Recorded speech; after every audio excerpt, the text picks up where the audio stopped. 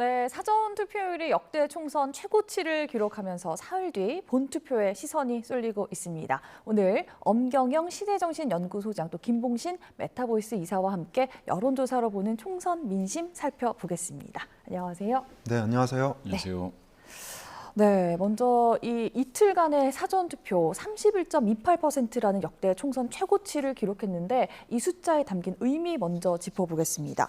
여당은 이재명 조국 2조 심판을 내세우고 있고 또 야당은 정권 심판론을 부각했습니다. 어느 쪽에 좀 더 여론이 쏠렸다고 보세요?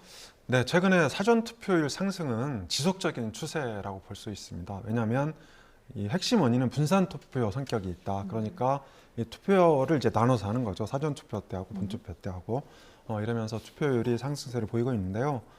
사실 이제 전통적으로 사전 투표는 민주당한테 유리하다. 그러니까 민주당 계열 정당한테 유리하다. 이런 속설이 있었는데요.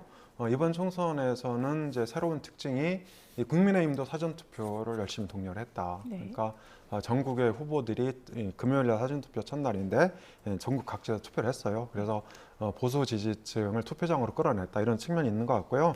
그리고 다만 이제 이 사전투표 상승의 보조적인 요인은 젊은 층이나 직장인들이 이 평일날 직장 근처, 그러니까 네. 금요일인 거죠. 이때 이제 투표를 할 수 있기 때문에 이 다소 민주당 쪽에 유리할 수도 있다 이렇게 보여지는데요.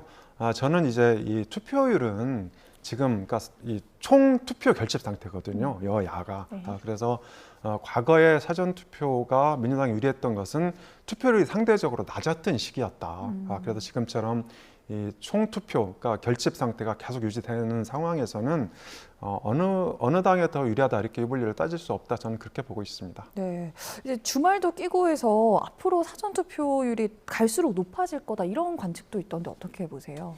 예, 충분히 그럴 수 있죠. 그리고 사전투표 전체 투표율에서 이제 사전투표율이 가지고 있는 비중 이게 이제 높아지는 시기를 본다면 지난 총선 네. 그리고 대선 이때인데요. 그때 이제 40%를 넘어서 47까지 올라갔죠.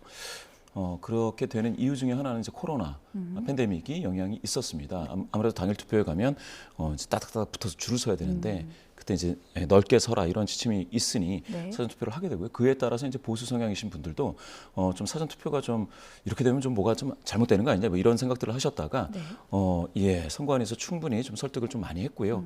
그래서 이게 과학적으로 전혀 문제가 없다 이런 것들이 점차 밝혀지고 학습 효과에 따라서 보수 성향이신 분들도 많이 나왔습니다. 그래서 투표율이 아주 높다, 아주 뭐 낮다 이거에 따라서 어느 정당의 유불리를 따지기도 하는데요. 사실 그러면 사전 투표 비중이 47.9, 그러니까 48까지 올라가고요. 네. 실제로 이게 대선입니다. 지난 2022년 대선에 사전 투표율은 36.9까지 올라갔던 대선에 사전 투표율도 높고 전체 투표율이 높으니까 네. 그러면 민주당 후보가 당선됐어야 되는데 그렇지 않았지 않습니까? 네, 네. 따라서 투표율만을 가지고 무조건 누가 당선된다 만다 이렇게 얘기하기도 지금은 어렵습니다. 작년 강서 보선에는 사전 투표율이 22.6이었습니다. 그게 네. 이제 전체 투표율이 50이 안 됐는데요. 거기에서 사전 투표율 비중이 46이었습니다. 그런데 민주당 후보가 또 넉넉하게 또 당선이 되는. 그래서 총선만을 놓고 봤을 때 55% 미만의 투표율이면 뭐 보수가 유리하다. 내지는 65 이상이면은 민주가 유리하다. 이렇게 되는 것들이 지금 좀 더 지켜봐야 됩니다. 다만 한 가지 사전 투표를 하시는 분들 중에 비율만을 따지면 아직도 좀 민주당을 지지하시는 분들이 조금 더 많이 분포해 있는 것은 사실인 것 같다. 이 정도입니다. 네, 지금 이렇게 해석을 하셨는데 어떻게 보세요? 네. 네, 저도 김봉신 이사 말씀대로 지난번 대선 사전 투표율이 37%에 육박했거든요. 네. 그럼에도 불구하고 그러니까 지금보다 무려 한 5%포인트 정도 높은 거죠. 네, 네. 그럼에도 불구하고 윤석열 대통령이 당선이 됐다. 이제 그렇게 보면은 사전 투표율이 꼭 어느 당의 유불리 내지는 어느 당의 승패에 영향을 미친다 이렇게 보기 좀 어렵고요. 네. 지금 사전투표 성격은 저는 보수 정당인 국민의힘이 다소 그러니까 유리한 선거 전략을 편 거 아니냐 저는 이렇게 보고 있는데 네. 왜냐하면 지금까지 보수 정당은 사전투표에 참여하지 않았거든요. 그런데 사전투표에 참여하는 것이 상대적으로 투표율을 올릴 수 있습니다. 왜냐하면 사전투표 때 안 하고 네. 나는 이제 본투표 때 해야지 이렇게 네. 생각한단 말이죠. 네. 저도 이제 그렇게 생각을 하고 있는데 네. 문제는 본투표 때 일이 생길 수도 있어요. 그러면 이제 물리적으로 못하게 되는 네. 거죠. 그래서 보수 정당이 이번에는 사전투표에 참여하면서 국민의힘 쪽에 상대적으로 그러니까 유리한 어떤 투표 환경을 만들었다. 저는 그렇게 생각을 하고 있고요. 그리고 이제 문제는 젊은 층에 있다고 봅니다. 현재 지금 총선을 보면 60대 국민의힘을 지지하는 60대 이상 그리고 민주당을 지지하는 40, 50 간의 이 투표율 경쟁이 본격화하고 있다. 네. 굉장히 치열하게 전개가 되고 있는데요. 이 투표율 경쟁에서 2030이 약간 좀 비켜나 있습니다. 그런 상황에서 2030 그 남자는 이제 국민의힘, 여자는 민주당 이런 지지 성향을 보이고 있는데 이들이 얼마나 사전투표 때 투표를 행사했냐 이런 것들이 아마도 이번 총선에서 여야 유불리를 그러니까 구분해내는 그런 기준이 되지 않을까 이렇게 보고 있습니다. 네, 지금 보면 모두가 심판론을 내세우고 있어요. 야권 같은 경우는 정권 심판, 여당은 이재명 조국 심판 이렇게 서로를 향해서 심판론을 내치고 있는데 이런 프레임이 실제로 표심으로 이어질까요? 이게 아니라 실제로 표심을 좌우할 핵심 요인은 경제랑 물가다 이런 지적도 있던데요. 네. 예. 둘 다 맞는 말씀이신 것 같아요. 그런데 이제 2조 심판의 핵심적인 어떤 트리거, 그러니까 이게 바로 심판을 해야 되는 이유다라고 제시되어지는 것들이 지금 전국적인 정세를 크게 이제 좌우하는 게 아니고 일부 그 출마자들과 관련된 과거 발언이라든지 이런 내용들인데요. 제가 보기에는 그게 이제 전국적으로 아직 그 파급 효과는 지금 감지되고 있지는 않습니다. 그게 감지된다면 그러면 지역구에서 민주당을 지지한다라는 어떤 그 비율 그게 좀 빠져줘야 되는데 그대로 유지가 되는 그렇게 돼서 2조 심판이 이게 제가 생각할 때 여당 그러니까 한동훈 위원장께서 열심히 말씀도 하시고 하는데 네. 이게 아직은 좀 뭐랄까 너무 나중에 나왔다고 해야 될까요? 아니면 이재명하고 조국을 붙이는 거 있지 않습니까? 네. 이게 인식상에 있어서 이 프레임을 이게 딱 들어오지 않는다고 해야 될까요? 약간 좀 그래서 이게 좀 동떨어진 것 같은 그러니까 지금 투표 의향과 약간 동떨어져 있는데 정권 심판은 그거보다는 좀 명확한 것 같아요. 아무래도 이제 딱 정해져 있고 네. 2년이라는 어떤 기회가 있었는데 거기에 대해서 어땠느냐 뭐 이런 거를 다루는 거고요. 그런데 말씀하셨던 물가가 저는 그러니까 이번 선거가 물가라든지 이제 민생 경제죠. 여기에서 상당히 이게 잠복한 이슈가 됐었습니다. 떠오르지 않고 이게 굉장히 많은 뭐 중산층까지도 서민은 말할 것도 없고 중산층까지도 굉장히 불만이 고조되어졌던 그런 내용이 있기도 있었는데 네. 별로 다뤄지지 않았거든요. 언론에서도 그렇고. 그런데 갑자기 본선에 거의 들어오기 직전이겠는데 대파 사건이 터지면서 네. 이 물가 이슈가 오히려 그러니까 이 프레임이 강화돼 버렸습니다. 근데 물가는 어느 정부나 지난 정부도 마찬가지고 그 전 정부도 마찬가지고 이 물가 얘기 나오면 정부로서는 되게 좀 뭐랄까 약간 좀 수그려야 되는 그런 이슈이지 않겠습니까? 네. 그런데 이게 갑자기 이제 제가 봤을 때 이게 뭐 활활 불타오르는 그런 이슈까지는 지금은 아닐 수가 있지만 물 위로 얼굴을 좀 내민 상황이 돼버렸고요. 그게 이 리스크가 뭡니까? 정부 여당에서 나온 것이기 때문에 네. 이 프레임이 이렇게 등장하고 있는 것들은 여당에는 굉장히 부담이다. 네. 이렇게 좀 보고 있습니다. 네, 이렇게 해석을 해주셨고 이제 관심은 사전투표의 기세가 본투표로 이어질 것인가입니다. 앞서 갤럽 여론조사를 한번 보면요. 네, 한번 그래픽 보여주실까요? 네. 네, 지금 78.9%는 투표에 참여하겠다 이렇게 밝혔는데 물론 이제 본선에서 다 반영이 되지는 않겠지만 역대 최고 기록을 깰 수 있을까요? 어떻게 보세요? 네, 저는 역대 최고 수준의 총선 투표율을 경신하는 거 쉽지 않다고 보고 있습니다. 왜냐하면 이제 지난번 총선이 66.2%로 2000년대 이후 치러진 총선에서 투표율이 가장 높았어요. 네네. 그런데 지난번 총선은 투표 열기가 2030을 비롯해서 전 연령에서 있었거든요. 네. 그런데 지금은 아까도 제가 조금 말씀드렸지만 네. 60대 이상의 국민의힘 지지층 그리고 4050의 민주당 지지층 여기에서 이제 투표율 경쟁이 불붙고 있는데 2030은 조금 비껴나 있어요. 그러니까 네. 그 비껴난 이유가 아무래도 이제 조국 혁신당 바람이 불면서 투표율 경쟁이 불붙었는데 네. 이 조국 혁신당 바람에 대해서 2030이 아직은 조금 유보적인 태도를 취하고 있다. 그래서 네. 저는 대체로 최종 투표율은 65% 안팎을 기록할 것으로 보고 있고요. 네네. 지난번 총선에서 2030 투표율이 거의 60% 초중반을 기록했었어요. 네네. 연령대별로.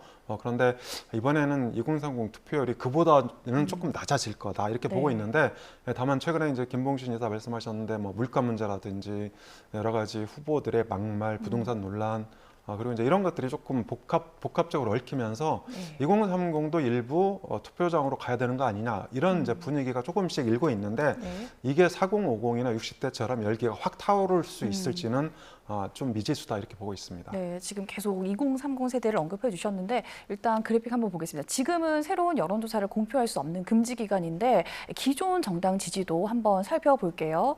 네, 기존 걸 한번 살펴보면요. 국민의힘이 39%, 민주당이 29%로 나타났습니다. 문제는 이제 지지 정당이 없는 무당층 보시면 제일 오른쪽에 15%나 된다는 점이에요. 다음 그래픽 한번 보실까요?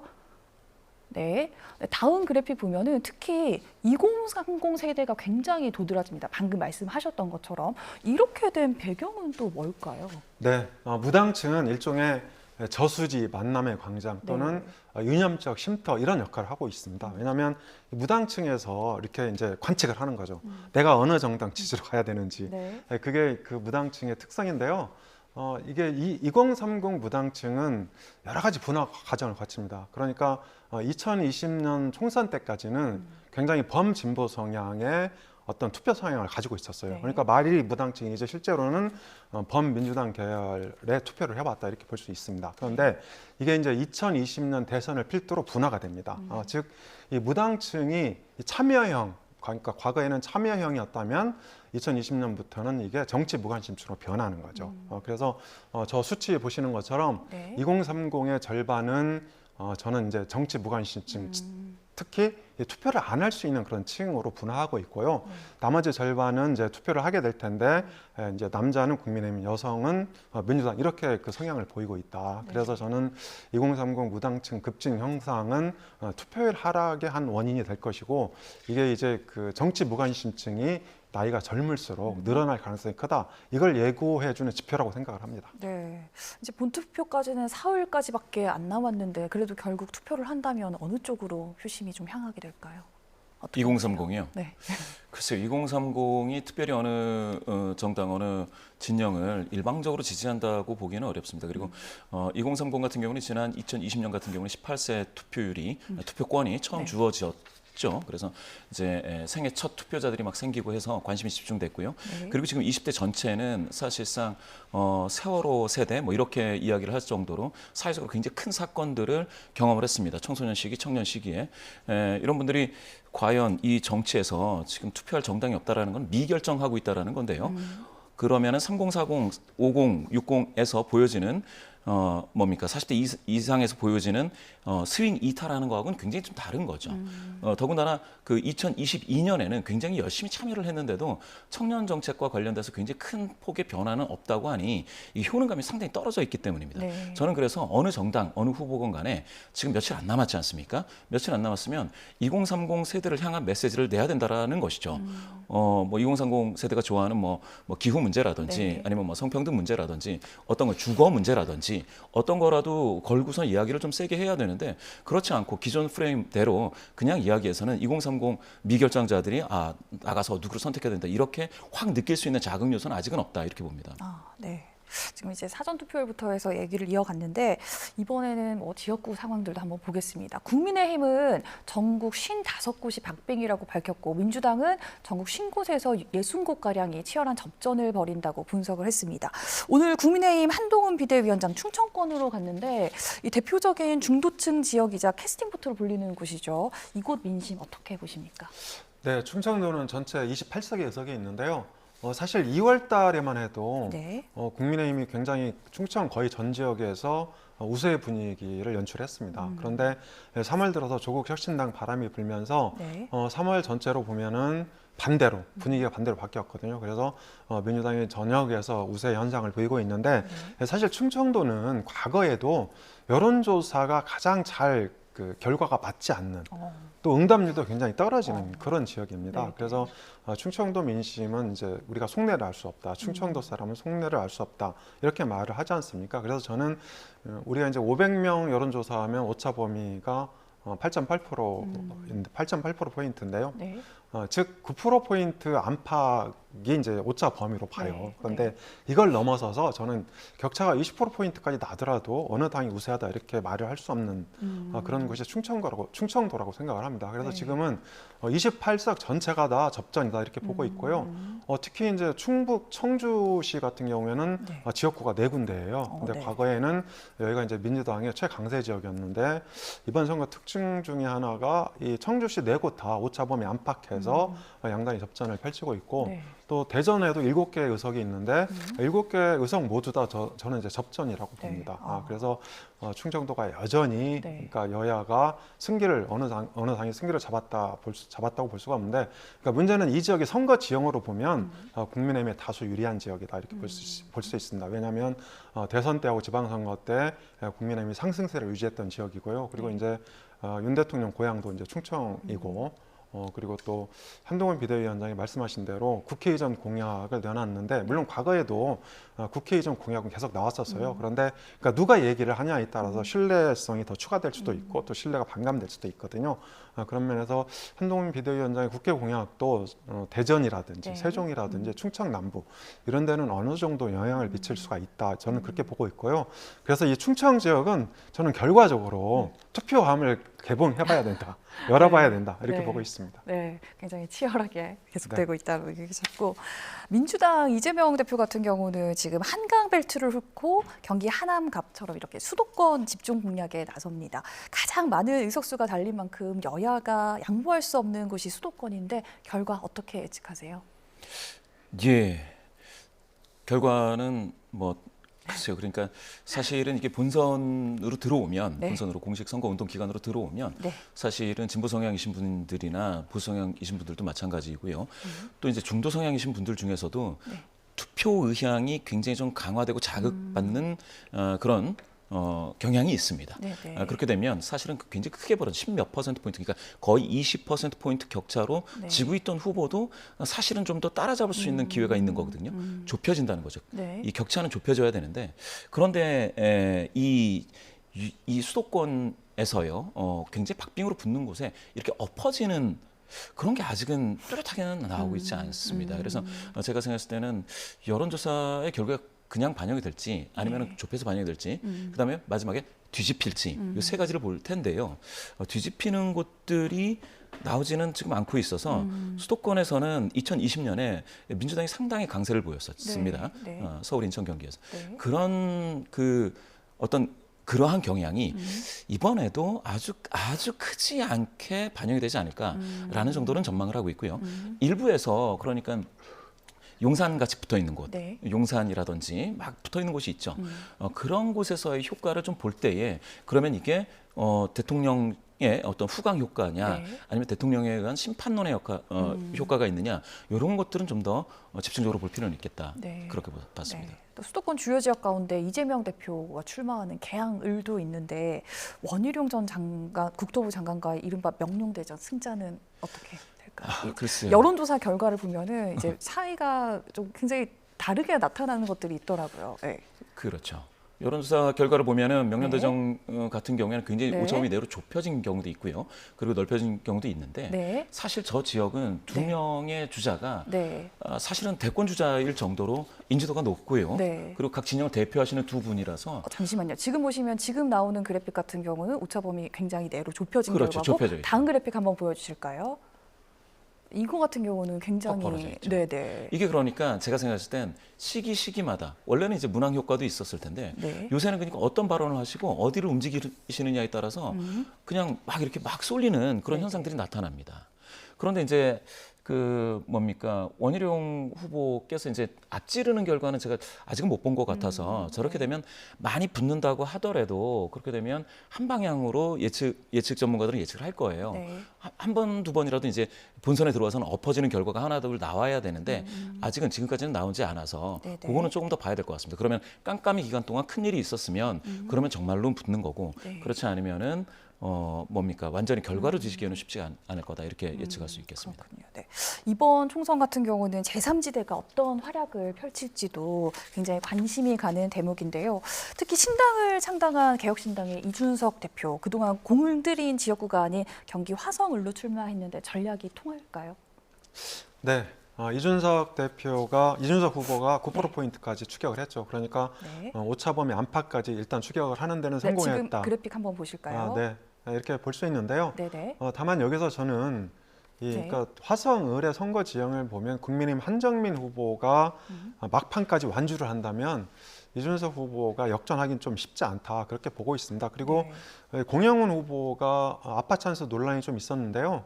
안산갑의 양문석 후보나 수원정의 그 김준혁 후보와 달리 네. 이 법적으로 무슨 문제가 있었던 건 아직 드러나는 건 없어요. 그러니까 아빠가 잘 살다 보니까 네네. 금수저다 보니까 아들 이제 그 자녀한테 이런 네네네. 재산을 증여했다 이런 것이 논란이 된 건데요. 네네. 이게 이제 명백히 법 위반인지 아닌지는 아직 드러난 게 없거든요. 그래서 저는 이준석 후보의 추격세가 뭐 네. 계속되고 있지만 어느 정도 네. 한계는 있다. 네. 그래서 결국은 선전한 가운데 민주당 후보 승산이 좀 있지 않을까 이렇게 보고 있습니다. 네, 지금의 여론조사 결과를 토대로 한번 전망을 해주셨고 이제 조국 대표의 정치적 운명도 이번 총선에 달려 있습니다.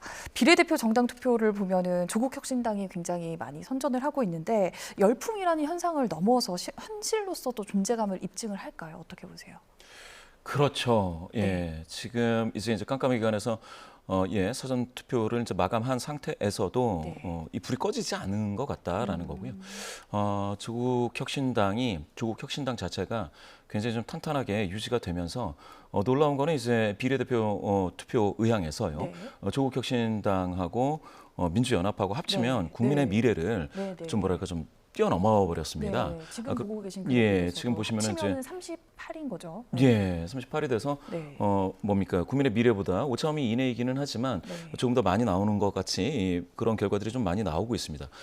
따라서 그동안 그 범민주계에서 비례대표로 먹을 수 있는 의석을 한 22석으로 이렇게 많은 전문가들이 예측을 했었는데 그거보다 더 뛰어넘어서 25석 내지 6석까지도 갈 수 있는 거 아니냐. 이렇게 봤을 때는 조국 혁신당이 민주연합 거를 가져오는 데에서 그치지 않고 조금 다른 쪽에서 뭐 아직 미결정하신 분들이라든지 일부 네. 보수 성향이신 분들 그런 분들에게까지 어필하고 있는 거 아니냐. 이렇게 진단하고 계시는 전문가분들이 있더라고요. 네네. 그래서 이 총선의 결과로서 하나 아주 중요하게 볼 수 있는 포인트가 바로 조국 혁신당의 화려한 등장이지 않겠느냐 이렇게 보고 있습니다. 네.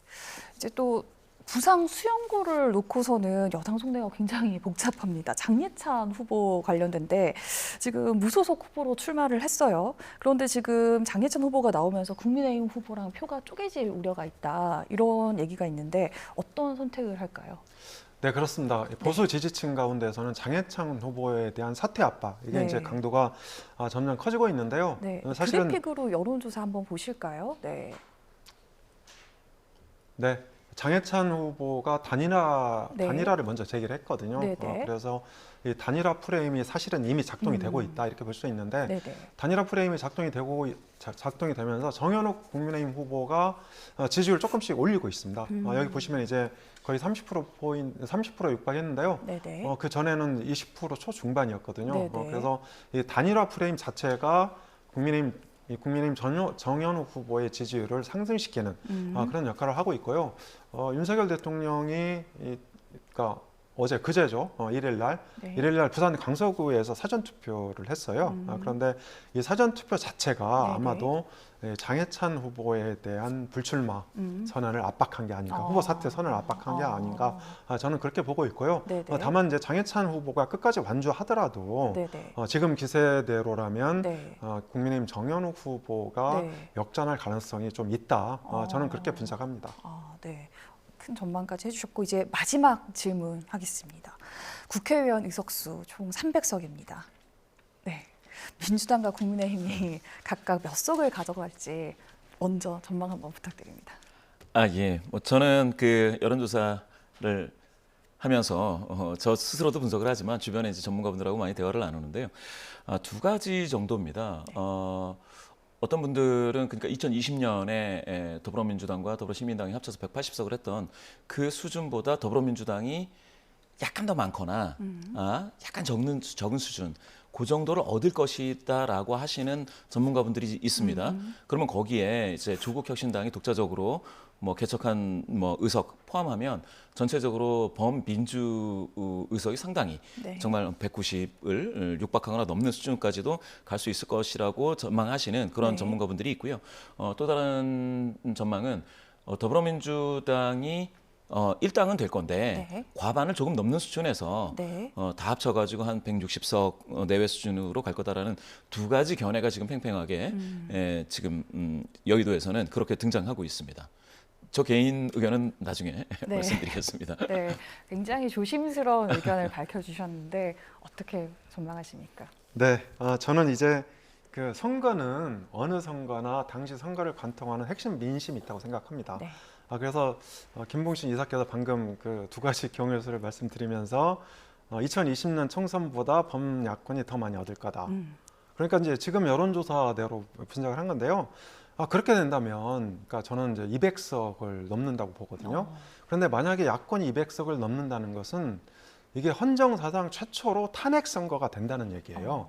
근데 저는 이제 국민들이 그런 탄핵 선거를 이렇게 그 용인하진 않을 거로 보고 있고요. 그래서 저는 막판에 이게 정권 안정 심리가 발동을 하면서 국정 안정 심리가 발동하면서 이 국민의힘이 과반 그러니까 150석 안팎을 얻을 것으로 보고 있고요. 네. 그러니까 비례까지 합쳐서 네. 반면에 민주당은 진보 새진보 연합까지 합쳐서 130석 그리고 조국혁신당은 10석 안팎 그리고 네. 이제 나머지 기타 정당들이 10석 이렇게 이제 예측하고 있습니다.